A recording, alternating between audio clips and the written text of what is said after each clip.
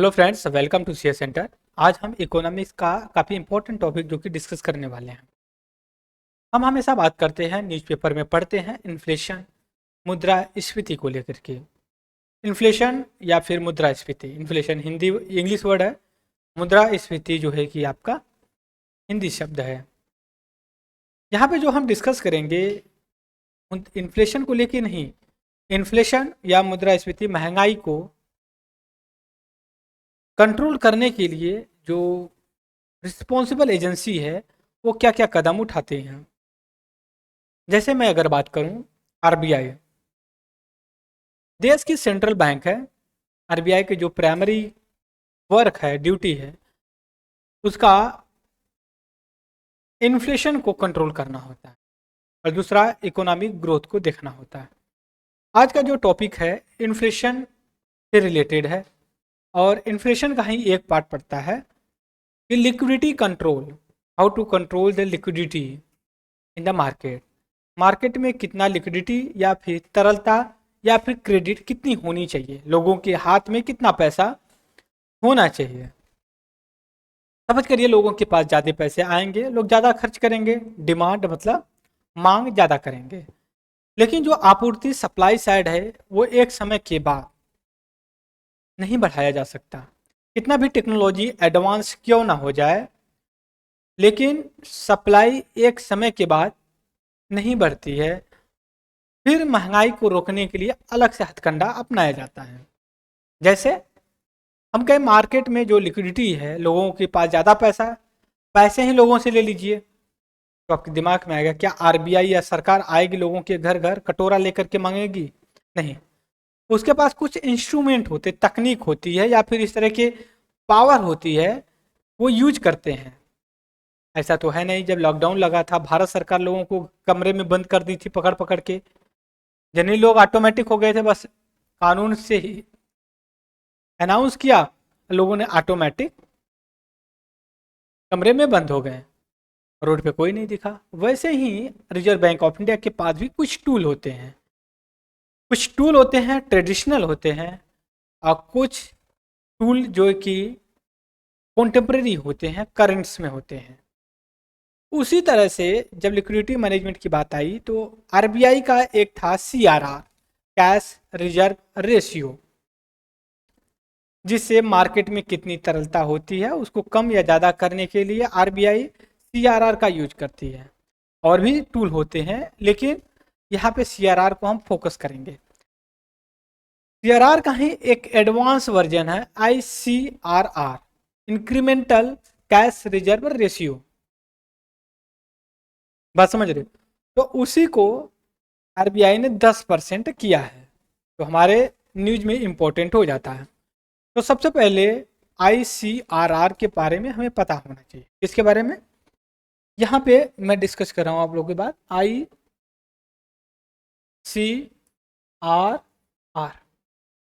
अगर हम आई को अलग कर दें, सीआरआर की बात करते हैं, तो सबसे पहले हमें यह पता होना चाहिए आई का मतलब क्या है।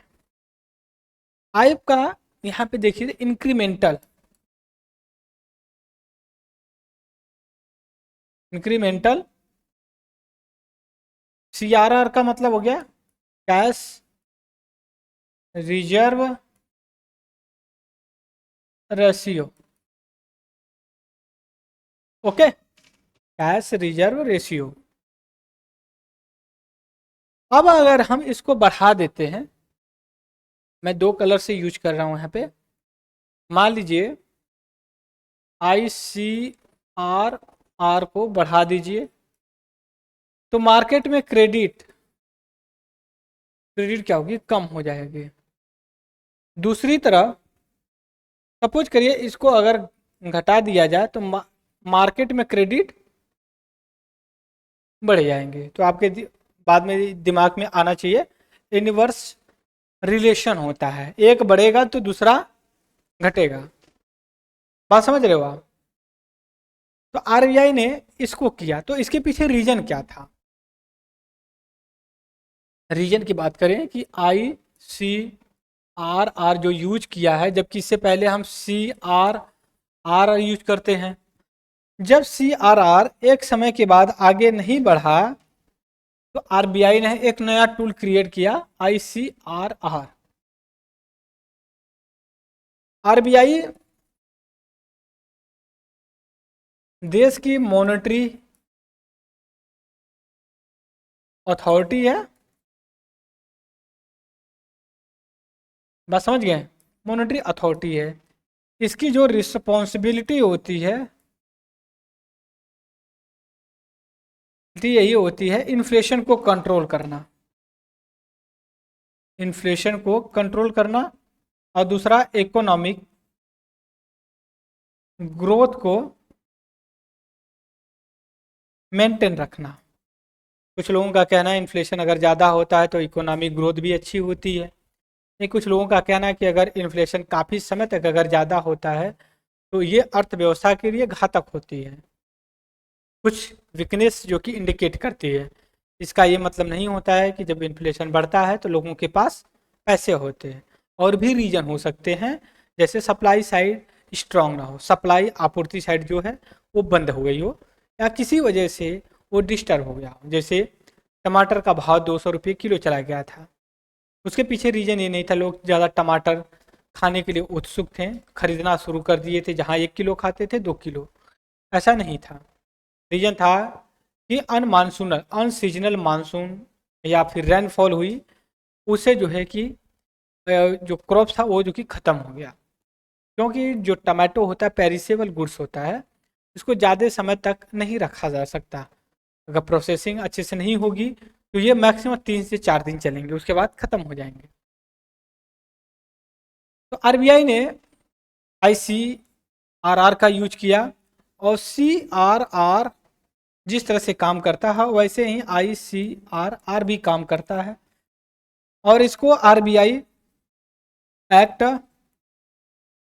1934 के अंतर्गत मेंशन किया गया है सभी शेड्यूल बैंक को, all schedule bank, schedule bank हैं जो, उन सभी को। तो आपके दिमाग में ये भी आना चाहिए कि सर ठीक है बट ये शेड्यूल बैंक हैं क्या, ठीक है, ये शेड्यूल बैंक के बारे में भी पता चलना चाहिए कि शेड्यूल बैंक रियल में क्या।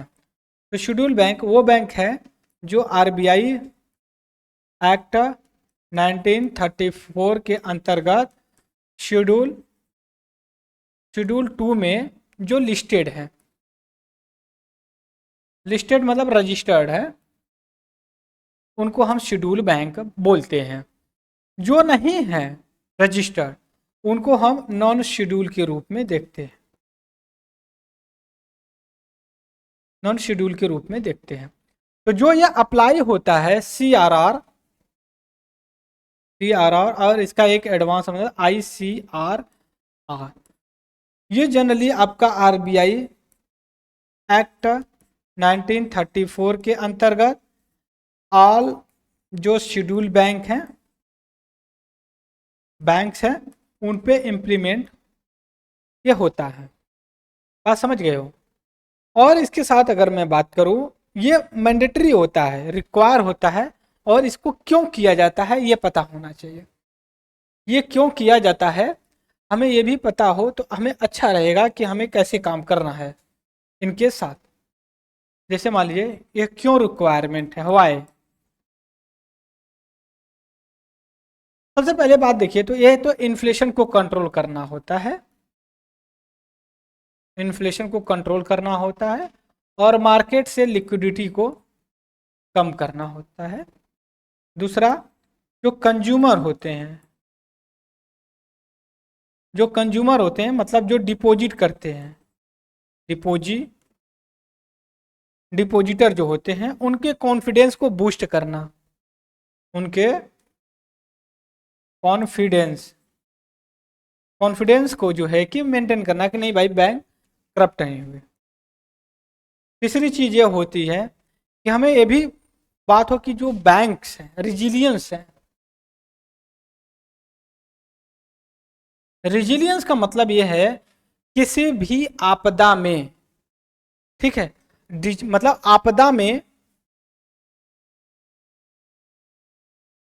आपदा के समय अपने आप को मेंटेन कर रखें। जैसे मान लीजिए एग्जांपल मैं बताता हूं आप लोगों को, आप कोई बिजनेस करते हो, बिजनेस करते हैं जा, तो कम से कम आप 2 लाख 4 लाख रुपए आज ये बैक में लेकर के चलते हैं या बैलेंस के रूप में लेकर के चलते हैं कि भाई कोई इमरजेंसी आ जाएंगी, इमरजेंसी आ जाएगी तो हम इससे अपने बिजनेस को संभाल सकते हैं। तो इसीलिए जो CRR कैश रिजर्व रेशियो या ICRR जो का, ये एक भी इसका ऑब्जेक्टिव है। बात समझ गए।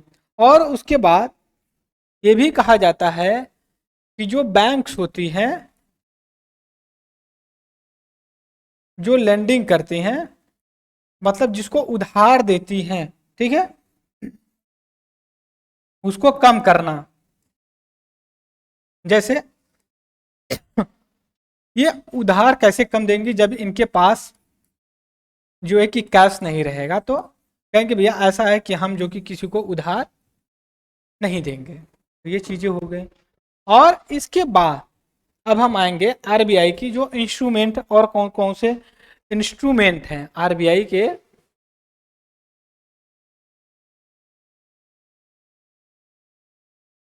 इंस्ट्रूमेंट, आरबीआई की जो इंस्ट्रूमेंट है कि आप लिक्विडिटी को कंट्रोल करना, लिक्विडिटी को कंट्रोल करने के लिए बात की जाती है। तो ये क्या करेंगे और कैसे करेंगे। तो इसके बाद देखिए इनके दो दो जो है कि टूल होते हैं, क्वालिटेटिव होते हैं, क्वालिटेटिव होते हैं, और दूसरा जो होता है क्वांटिटेटिव होते हैं, क्वांटिटेटिव होते हैं। क्वालिटेटिव गुणात्मक, क्वांटिटेटिव मात्रात्मक, ठीक है, कितनी क्वांटिटी में है कितनी क्वालिटी में है। बात समझ गए। अगर हम बात करें यहाँ पे आके रियल में क्या चीज है ये और ये कैसे काम करते हैं, और क्वालिटेटिव जो है उतना इम्पोर्टेंट नहीं है, लेकिन जो क्वांटिटी मात्रात्मक है ये काफ़ी इम्पोर्टेंट टूल है। जैसे इसमें आपका बैंक रेट आ जाएगा, रेपो रेट आ जाएगा, रिवर्स रेपो रेट आ जाएगा, CRR आ जाएगा, SLR आ जाएगा, फिर MSF आ जाएगा, फिर LSF आ जाएगा। तो इसी में जो CRR है, इसी का जो एक एडवांस वर्जन है ICRR, ये जो है कि आपकी क्वालिटेटिव पैरामीटर में आ जाता है। और यही हमारा एक मेजर ऑब्जेक्टिव था कि आपको समझाना कि क्यों ये लाया गया। लिक्विडिटी था, ICRR आया, incremental cash reserve ratio, RBI ने इसको 10% 5% जो है कि ला करके किया। तो इस चीज़ को लेकर के हमारे पास ये ज़रूरी इन्फॉर्मेशन थी कि मैं आप लोगों के साथ शेयर करूँ इकोनॉमिक्स को लेकर के। आगे अगर ऐसे ही कोई और भी इशू अगर आते हैं इकोनॉमिक्स से लेके, तो हम जरूर डिस्कस करेंगे। तो इस लेक्चर में फ्रेंड्स इतना ही, तब तक के लिए thank you very much discussion and जय हिंद।